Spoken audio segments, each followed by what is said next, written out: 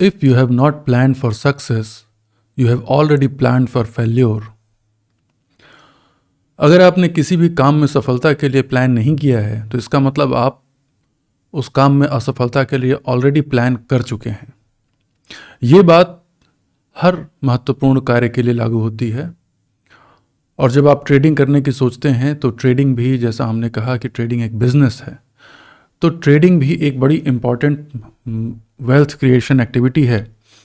और जिसके लिए अगर आपने प्रॉपर तरीके से प्लान नहीं किया तो फिर आपने फेल्योर ऑलरेडी प्लान कर लिया है। नमस्कार दोस्तों, मैं अनिल राय आपका अपने यूट्यूब चैनल मैक्स वेल्थ में स्वागत करता हूं। और आज का हमारा टॉपिक है ट्रेडिंग प्लान। हमारा ट्रेडिंग प्लान कैसा होना चाहिए और होना चाहिए कि नहीं होना चाहिए। देखिए, ऑलमोस्ट 90% लोगों के पास, मैं एक अंदाजे से कह रहा हूं, लेकिन लगभग 90% लोगों के पास अपना कोई भी तरीके का ट्रेडिंग प्लान नहीं होता है। वो स्टॉक मार्केट में बिना किसी प्लान के उतर आते हैं, बस ये देख करके कि हाँ, ये एक बड़ी क्विक मनी मेकिंग जगह है, बस पैसे आज लगा दो और 2 दिन में जो है वो पैसे बढ़ जाते हैं। और यही कारण है कि मैक्सिमम लोग स्टॉक मार्केट में पैसे गंवाते हैं, क्योंकि वो ट्रेडिंग प्लान से नहीं, ट्रेडिंग आइडिया से करते हैं। आप ट्रेड करना चाहते हैं, ये आपका केवल एक आइडिया है, ये ख्याल है, लेकिन आपको उसमें सफलता मिलेगी कि नहीं, आप ट्रेड में विन करेंगे कि नहीं, इसके लिए आपके पास एक प्लान होना चाहिए। तभी आपके पास वो एक कटिंग एज आ पाएगी, जिससे कि आप इस मार्केट की उतार चढ़ाव को पार करके प्रॉफिट मेकिंग एक्टिविटी में आ सकेंगे, एक प्रॉफिटेबल ट्रेडर बन सकेंगे।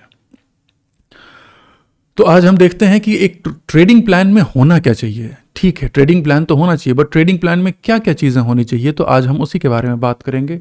और शुरुआत करते हैं हम कि हमारा ट्रेडिंग प्लान किस तरीके का होना चाहिए। नंबर 1 जो चीज़ आती है भाई, पहली चीज़ आपकी ट्रेडिंग प्लान में आती है कि आपकी अपनी इनिशियल कैपिटल, आपकी जो कैपिटल है, फंडिंग है, जो कैपिटल फंड है, वो आपने कहाँ से सोर्स की हुई है। आपकी खुद की है कि आपने कहीं से बरो की हुई है। बरो की हुई होगी तो आपको उसको लौटाना है, उसके ऊपर इंटरेस्ट की भी लायबिलिटी आ सकती है। तो ये सारी चीज़ें आपको इन सब बातों में कंसिडर करना है। अगर आपका अपना पैसा है या पेरेंट्स से लिया हुआ है या खुद की सेविंग है, तो उस केस में आपकी सिचुएशन डिफरेंट है। प्लस तो एक तो उसका सोर्स क्या है वो इवेलुएट करना है, दूसरा उसका अमाउंट कितना है।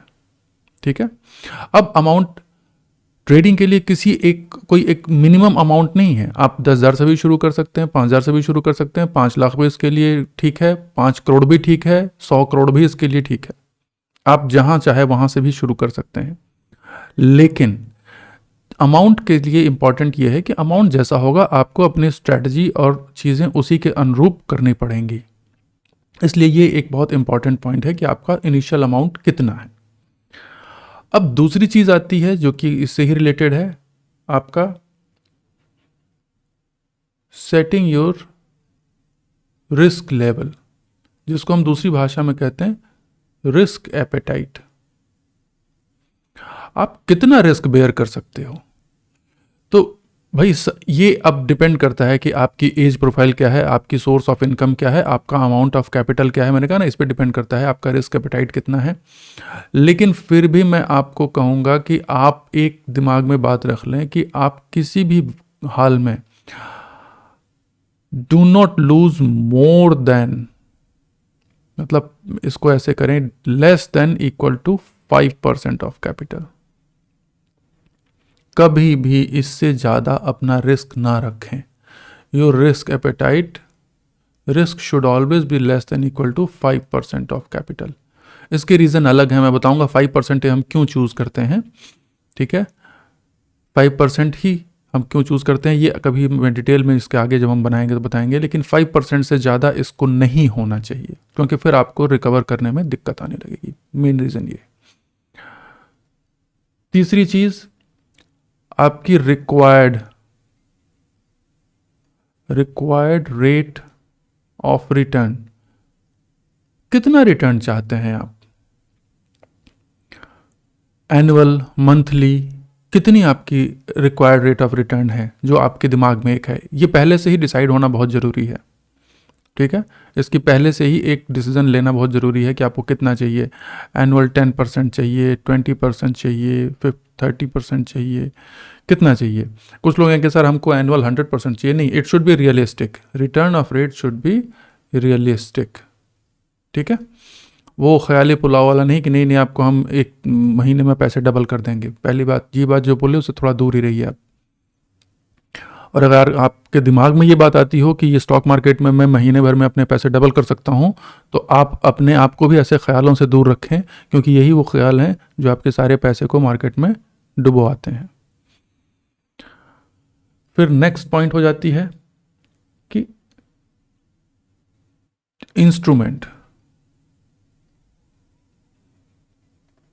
सिलेक्शन।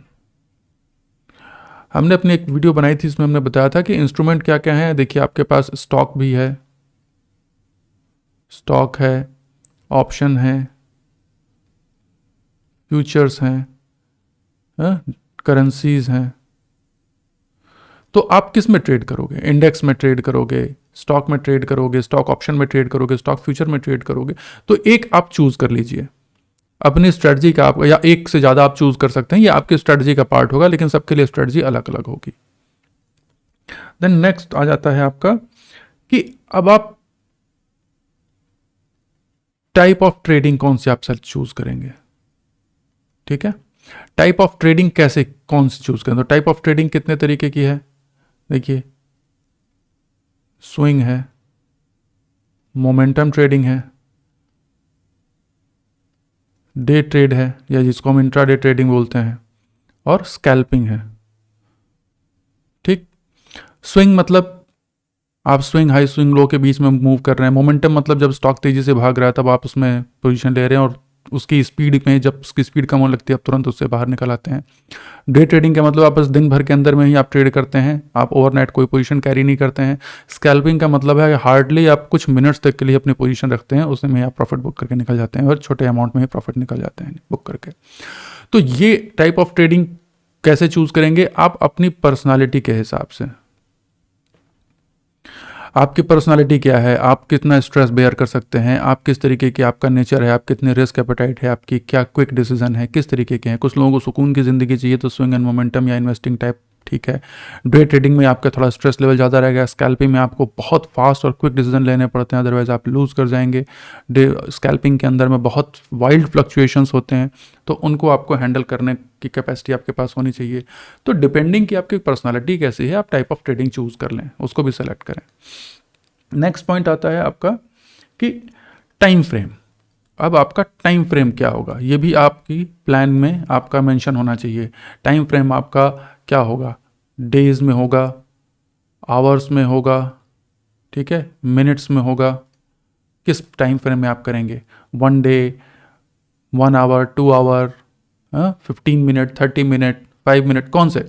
ये डिपेंडिंग आप किस तरीके की ट्रेडिंग कर रहे हैं उस पर आपको ध्यान देना होगा यहाँ से। ठीक है, फिर 7वां पॉइंट आता है कि राइट इंडिकेटर। राइट इंडिकेटर आपको चूज करना है। देखिए, बहुत तरीके के हंड्रेड्स ऑफ इंडिकेटर मार्केट में है। ठीक है, तो अब आपको सारे इंडिकेटर नहीं लगाने हैं, तो आपको ये देखना है कि आपके पास कम से कम एक सुटेबल इंडिकेटर, डिपेंडिंग कि आप कौन से ट्रेड कर रहे हैं, स्विंग, मोमेंटम, डे ट्रेडिंग कर रहे हैं, स्कैल्पिंग किस तरीके कर रहे हैं, उसके हिसाब से आपके पास एक एप्रोप्रिएट सेटिस्फैक्ट्री इंडिकेटर आपके पास होना चाहिए। वो बहुत ज़्यादा भी नहीं होने चाहिए, तो बहुत कम भी नहीं होने चाहिए। और मेरा मानना है कि कोई भी इंडिकेटर 2 से, कहते हैं ना, नॉट लेस देन 2 और नॉट मोर देन 5, 2 से कम इंडिकेटर नहीं होने चाहिए। क्योंकि हो सकता है कुछ लोग एकदम नेगेटिव ट्रेडिंग करते हैं कि ठीक है वो मैं केवल कैंडल देख करके प्राइस एक्शन के बेस पे भी ट्रेडिंग करते हैं, वो भी ट्रेडिंग होती है, एकदम होती है। लेकिन आप अगर उस पर 1 या 2 इंडिकेटर लगा लेंगे तो आपकी कंफर्मेशन में आपको आसानी होगी। ठीक है, तो वो आप अपने हिसाब से चूज कर सकते हैं कौन से लगाएं। फिर लेकिन 5 से ज़्यादा नहीं होने चाहिए। ये नहीं कि आपने उसमें 15 इंडिकेटर लगा लिए और 10 तरीके की ट्रेंड लाइन बना ली, पूरा का पूरा वो मकड़ी का जाला बन गया। हाँ, आपका जो चार्ट है वो मकड़ी का जाला बन गया, तो आपको खुद नहीं समझ में आएगा कि अब मैं इसमें करूँ क्या। तो काइंडली इन सब चीज़ों से दूर रखें। फिर 8वीं पॉइंट आती है कि अब अपने आप को, जो आपने ये सब कर लिया, तो अब आपका एंट्री रूल पहले ही लिख लीजिए। ये सारा ट्रेडिंग प्लान जो है ना आपका राइटिंग में होना चाहिए था, एकदम ये राइटिंग में होना चाहिए, इन राइटिंग। यही फर्क है आइडिया और प्लान में। आइडिया आपका दिमाग में हो सकता है, ख्याल हो सकता है, लेकिन प्लान हमेशा कॉन्क्रीट होगा, राइट होगा, आपकी बुक में लिखा होगा, कहीं नोटबुक में, कंप्यूटर में, कहीं भी आपका लिखा होगा। तो ट्रेडिंग रूल आप डिसाइड कर लीजिए कि इंडिकेटर के हिसाब से, या फिर जो भी आपके रूल होंगे कि कब आप एंट्री लेंगे, और उसी तरीके से आपका एग्जिट रूल क्या होगा, कब आप एग्जिट ले लेंगे ट्रेड से। ये सारे पॉइंट्स एकदम आपके राइटिंग में क्लियर होने चाहिए, एकदम क्लीन एंड क्लियर, ठीक है, ताकि आपको डिसीजन लेने में कभी इमोशन का सामना ना करना पड़े। आपके पास रूल क्लियर है तो आपको पता है कि हाँ ठीक है, ये अगर पोजीशन है मेरी, अगर मैं किसी क्रॉसओवर पे कर रहा हूँ तो मैं क्रॉसओवर होते ही पूरी एंट्री ले लूँगा, और जैसे ही वो क्रॉस अंडर होता है मैं एग्जिट ले लूँगा। अगर इस पैरामीटर पे मेरा फिट होता है तो मैं उसके हिसाब से करूँगा, अगर वो पैरामीटर जैसे ही मेरा चेंज होता है तो मैं उसको एग्जिट कर जाऊँगा। तो ये सारी चीज़ें आपको ध्यान में रखनी है। उसके बाद आप जब सारी स्ट्रैटेजी कर लेंगे, देन आप इसको क्या करेंगे, बैक टेस्ट करेंगे। बैक टेस्ट करो, आप मैनुअल बैक टेस्ट करो, पिछले कई चार्ट्स में आप देखो, कई टाइम फ्रेम्स में आप देख लीजिए, जिस टाइम फ्रेम में आपको करना है उस टाइम फ्रेम में आप उसको चेक करें, बैक टेस्ट करिए, ये बहुत ज़रूरी है। बैक टेस्ट करने के बाद आपको समझ में आ जाएगा कि आपकी स्ट्रैटेजी कितनी कारगर है, कितनी इफेक्टिव है, तो उससे आपकी इफेक्टिवनेस समझ में आ जाएगी। उसके बाद जो है 11वां पॉइंट जो हमारा आता है वो है इसका डिप्लॉय। अब जब ये हो गया तो अब आप इसको डिप्लॉय करेंगे, ठीक है। ये ट्रेडिंग प्लान में अब आपको, आपके पास एक प्रोजेक्शन भी होना चाहिए। बैक टेस्ट करने के बाद आप अपने आप को एक प्रोजेक्शन बना लें कि हाँ मेरी मंथली इतने रिटर्न, ये जो रेट ऑफ रिटर्न है उसके हिसाब से मेरी ये प्रोजेक्शन होनी चाहिए, फाइनेंशियल प्रोजेक्शन, इतने मेरे रिटर्न आने चाहिए। फिर उसके बाद आप एक्चुअल स्ट्रैटेजी को डिप्लॉय करेंगे, ठीक है। फिर उसके बाद प्लान के अंदर ही एक ऑप्शन होगा आपका कि अब आप इसको सबको रिकॉर्ड कैसे करेंगे। रिकॉर्डिंग बहुत ज़रूरी है, बहुत ज़्यादा ज़रूरी है। आप ट्रेड रिकॉर्ड कैसे बनाते हैं, ट्रेड रिकॉर्ड्स आपको बनाने हैं एकदम एक्सेल में बनाइए, सबसे बेस्ट होता है। एक्सेल में बनाइए, या आप राइट में लिख करके भी बना सकते हैं, वैसे करके आप करिए, लेकिन आपको रिकॉर्ड करने हैं, ठीक है। हम आपको डिटेल में अलग अलग वीडियो में बता देंगे कि एक ट्रेड रिकॉर्ड में क्या चीज़ें हमको देखनी चाहिए।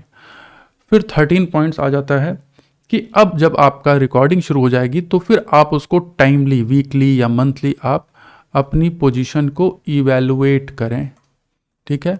वो इवैल्यूएशन का भी क्लॉज आपके प्लान में होना है। और फिर 14th पोजीशन आ जाती है इम्प्रूवमेंट, ठीक है। और ये फिर 15th और लास्ट है, इसको रिपीट करना है। तो ये अगर ये इम्प्रूवमेंट के चांसेस हैं तो आप इम्प्रूव करें, और फिर आप प्रॉफिटेबल एज बन गई तो आपको बस ये रिपीट करना है। तो ये सारा आपको एक ट्रेडिंग प्लान में ऐसा लिखा होना है। उसमें आप डेट टाइम डाल लें कि हाँ भाई ये इस डेट को मैंने ये प्लान बनाया है, मेरी स्ट्रेटजी की स्टार्ट डेट ये है, मैंने इस दिन से इसको डिप्लॉय किया स्ट्रेटजी अपनी प्लान को। और फिर उसकी परफॉर्मेंस जो है आप देखें, परफॉर्मेंस देखने के साथ साथ फिर आप इसमें इम्प्रूवमेंट करें, और फिर आप देखें कि आपकी परफॉर्मेंस कहाँ प्लान के हिसाब से क्या चेंजेस आ रहे हैं, उसमें कोई डेविएशन है, आप उससे बेटर परफॉर्म कर रहे हैं या अंडर परफॉर्म कर रहे हैं, और उसके हिसाब से अपने आप को इम्प्रूव करें। तो दोस्तों ये है पूरा का पूरा ट्रेडिंग प्लान। अगर आप इस तरीके से प्लान करके ट्रेड करते हैं तो मैं बताऊं आपको प्रॉफिटेबल ट्रेडर बनने से, एक सक्सेसफुल ट्रेडर बनने से कोई नहीं रोक सकता है, और आप बहुत ही अच्छे तरीके से अपनी फाइनेंशियल वेल्थ को मल्टीफोल्ड कर पाएंगे और लाइफ में एक सक्सेसफुल व्यक्ति और एक ट्रेडर, अच्छे ट्रेडर बन सकते हैं। अगर आपको ये वीडियो पसंद आया हो तो इसे लाइक, सब्सक्राइब और शेयर ज़रूर करें, और बेल आइकॉन को दबाएं ताकि कोई भी नोटिफिकेशन आए नए हमारे वीडियोस तो आपके पास तुरंत नोटिफाई हों। और बहुत बहुत धन्यवाद इसी के साथ दोस्तों, हम अगले वीडियो में आपसे फिर मिलेंगे। बहुत बहुत धन्यवाद।